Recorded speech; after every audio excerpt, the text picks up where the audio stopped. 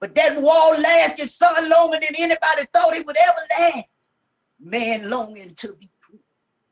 Mama said it was more blood shed on American soil than any blood ever shedded in any wall. All the walls combined at that time, the old lady said. She said, but be that as it may, God had set it up that the enslaved Africans now in America would soon be free. Oh, and when that war started, oh, Abraham Lincoln, mama said, the story went out that Abe was just looking for an opportunity. Say he went to what they call a vacation home somewhere, and he sat down and he started to write. And when he won a good enough battle, mama said, all to put it in their face that we had the power to whoop them. So he issued what they call that their Emancipation Proclamation. We on our way to freedom now. And that old Mama Lula on the plantation that said a freedom will be coming. And they laughed at her even when the war got started. But Mama said that on September the 22nd, Mama said in 1862, September the 22nd, he issued the first declaration. I believe that's what it was. He told them the first warning anyway. He told them, he said, I'm going to give y'all 100 days.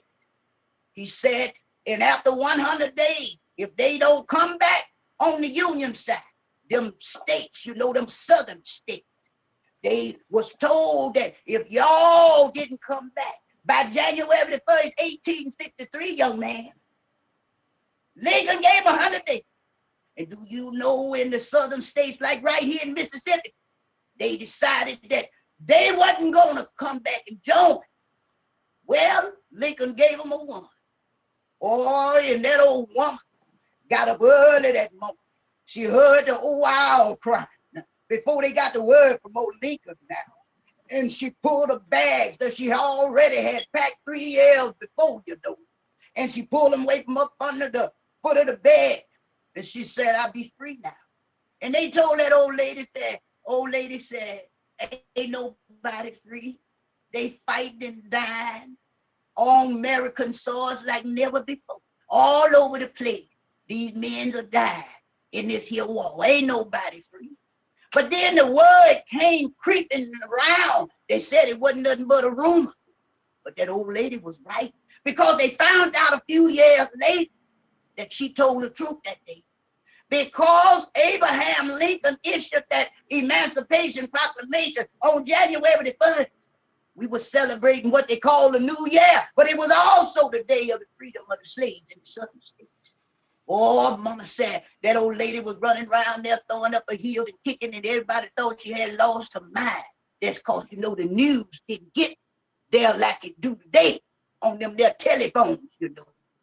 And mama said that gal was kicking, and they said, well, just leave her alone. She done lost her mind. Wasn't nobody paying her no attention. But I want you to know 100 days after September the 22nd, 1862, the 1st of January, the new year, he issued that Emancipation Proclamation and said, from this day forward, henceforth, all slaves in the southern states, he declared them free. But do you know it was a whole lot of slaves didn't get the word, but the southern states, they knew. All the leaders on them their plantation, they knew that they was free children, but they wouldn't let us go. And if you move a little forward, or after they issued that thing, a lot of folks hadn't even heard about it.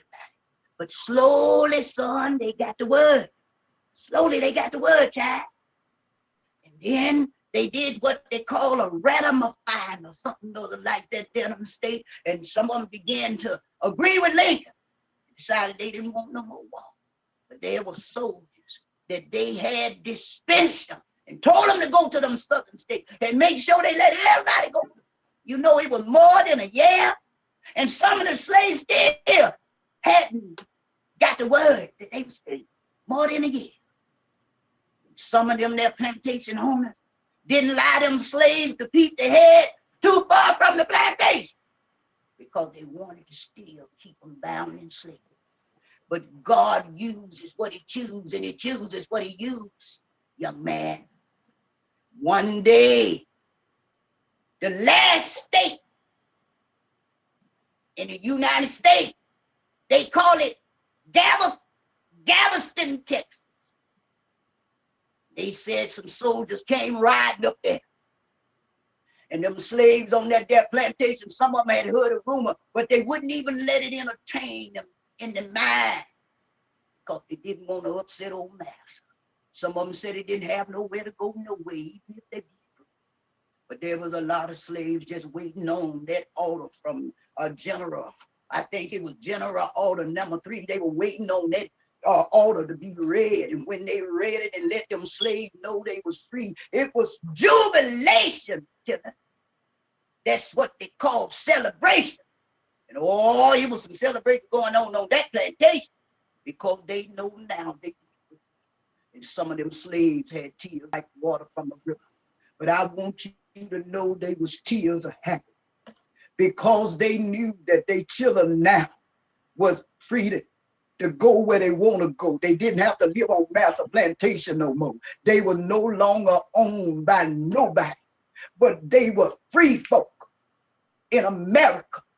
And a lot of them picked up their belongings, such as they were, and they went looking for their family members. And some of them decided to stay and be sharecroppers.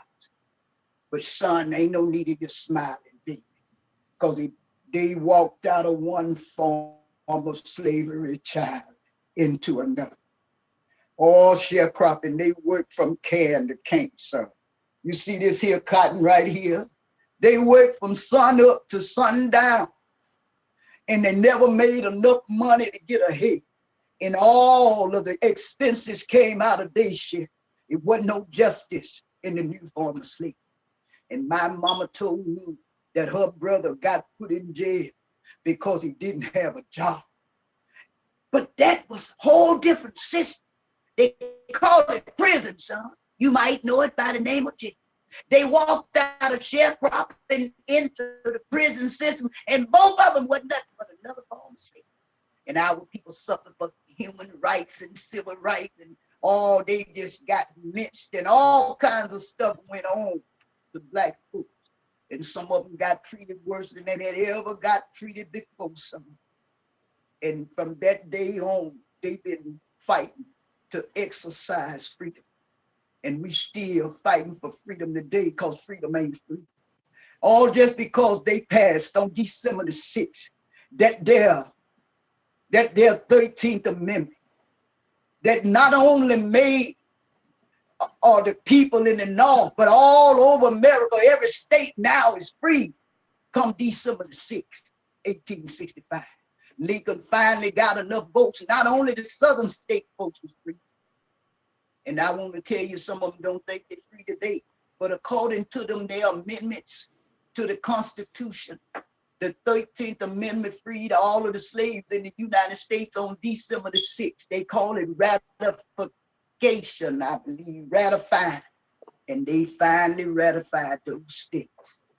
And when they did, children, the whole America be free. But why was it June the 19th? Why was it June the 19th? More than 2 years, children, after that there, January 1st, 1863, when Abraham Lincoln said all the slaves in the southern states be free. The first folks that were supposed to be free on paper was the slaves in the southern states. And when it boiled down, it ended up being 2 of them, children, 10 states. But America didn't become free, every state, until December the 6th, son. Write that down. Some things I get mixed up a little bit on, but December the 6th, 1865, and June the 19th, Galveston, Texas. That's when them folks found out. The last folks in America found out that they was free. By this time, they well on their way of passing the 13th Amendment. Oh, them folks even know. And today we still struggling. We still fighting today, son. A lot of folks done marched, and a lot of them done died.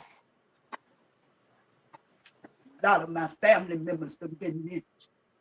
When they decided to leave the plantation, some of them by the hundreds, they were lured to a place called the Devil's Punch Bowl. A whole lot of my kinfolk, we never saw them no more, son, because man had a desire from the beginning of their arrival here in America. And so many women and children went down to freedom. They was promised jobs and a better life, but they end up going down in a hole that they would never come out. And during the time after the Emancipation Proclamation, thank you, baby.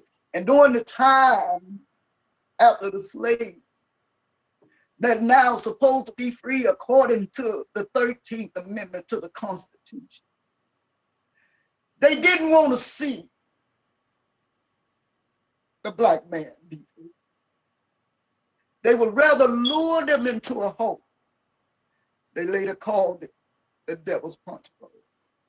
And over 20,000 African American men, women, and children. This is the journey of the black man in a hole called the Devil's Punch Bowl in Mississippi. Children, we've been through a whole lot of stuff. And we still today fighting to have our history recognized. Our heritage, whether it be Native American, however it ties in, we still fight today to just have the recognition of who we be. The freedom to teach our children. You say we have it, but yet you put us in a school system and you refuse to teach us the truth. My children came up thinking that Columbus discovered America. All these things happened to us. And out of all of the history books, they may have dedicated one page, but mostly a paragraph or two. I want y'all to know today that we still trying to get them to recognize June 19th.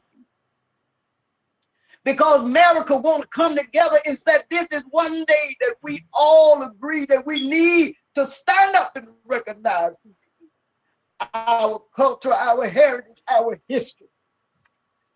But we have a desire to be, once again, the people that we once were. And tell our children the truth about where they come from. And tell them the truth about who they be.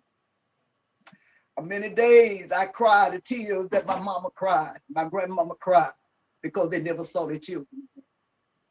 Our children deserve a living wage in America. They marched for it. Martin Luther King, he died. Fannie Lou Hamer, she was beat within inches of her life. Fannie Lou Hamer said, I'm sick and tired of being sick and tired. Fannie Lou Hamer stood up. She said, the men that's not up under the bed is up under the house now. She said that I don't want you to be behind me because you might be too far. She said, but I want you to stand beside me so we can march down the road to freedom together. Reverend George W. Lee, who's back, I want to set back now, that we have stood on some set shoulders, but he was bent mighty low. Because that man said that he wanted his people to know the power of the vote. He wanted them to have the right to choose who would represent them. And George Lee couldn't be bought. Today in Belzona, Mississippi, the museum that wears his name, honor the father in the state of Mississippi of the modern voters' rights movement. Son, somewhere around 1955, it was a new movement. They call it the New Awakening, the phoenix of the movement, the awakening. And out of the ashes of that came the modern civil rights movement in 1955. But son, I want you to know out there that Reverend George W. Lee was the first to die. You might not never hear his name, but he is the one that Fannie Lou Hamer talked about all the time. She talked about him everywhere she went, the colleges and universities. She's the only woman I know that dared to tell a preacher that he wasn't right to his face in his own church. She would go to colleges and universities and tell them you ain't teaching them the truth no way. Because she was a woman that called by God and she was sick and tired of being sick and tired. She took that beating, but she refused to hate anyone. And she said, we're going to keep on loving and marching down this road to freedom together. She showed children that worked in the cotton field for the first time about a flushing toilet in a Facebook. She wanted them to see something in life other than a cotton sack. She wanted them to know that there's something else besides biting your back, picking cotton in a cotton sack. Children, I want y'all to know today, we done come a long way. But when I look at where we are, we got a long ways. They marched. Oh, they protest. They did set-ins in everything. Malcolm Martin. First, you got George Lee, Lamar Smith. These are first men to go. And you got the rest of them being beaten, lynched, raped, and robbed. And then you come down to the modern day. Black Lives Matter. George Floyd. Lord, we got a ways to go. But we're going to get there, son. We're going to get there by the power of the great I am. We have always been a people that had to look to a spirit and one source that was higher and more powerful than ourselves. Any mother that saw the video on Facebook of George Floyd when he called out for his mom. Any mother, any woman that got a child ever seen that knew that he was calling beyond this ram to a whole nother ram, reaching out, asking for his mom. Because if anybody could help him, anybody understood, it's always his mom. Oh, but he stirred the heart of America too. He stirred the heart of women of all races and nationalities that money. He stirred the heart of America. But that was only the beginning. Because God said, now I will reveal a great evil.